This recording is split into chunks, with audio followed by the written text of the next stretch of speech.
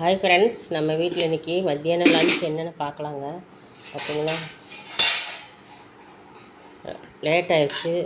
என்ன கேட்டீங்கன்னா நேற்றுக்கு வீட்டில் சறுக்கெல்லாம் போடுறதுனால டஸ்ட்டு அலர்ஜினால் தலைவலி வந்துருச்சு. அதனால் லேட் ஆகி தான் சமைத்தேன். அதனால் பாருங்கள், இன்றைக்கி சமையலே லேட் ஆகிடுச்சு. பாருங்கள், சுட சுட சாதமும் அப்புறம் கீரை பார்த்திங்கன்னா அந்த கடையிறிஞ்ச குண்டாவோடவே எடுத்துகிட்டு வந்துட்டேன். ஏன்னா அந்த குண்டாடவே காமிச்சா அது மாதிரி எப்படி கீரை எப்படி கெட்டியாக கடையணும் எப்படிங்கிறது தெரியுமில்ல. அதனால் இன்றைக்கி அந்த கடைஞ்ச வச்ச பாத்திரத்தையும் எடுத்துகிட்டு வந்துட்டேன். பாருங்கள் எவ்வளோ கெட்டியாக இருக்குன்னு பாருங்கள். இதை பார்த்திங்கன்னா கடையிற கீரை பாருங்கள், கடைக்கிறேன் பாருங்கள்.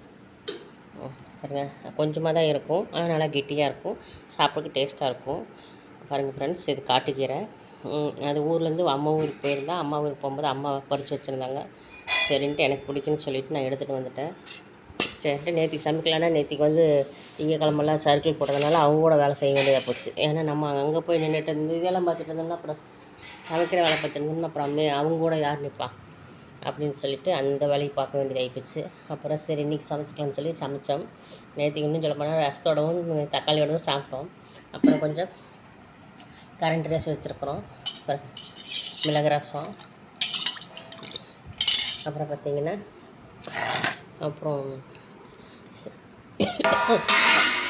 அப்பளம் பொரித்து வச்சுருக்கோம்.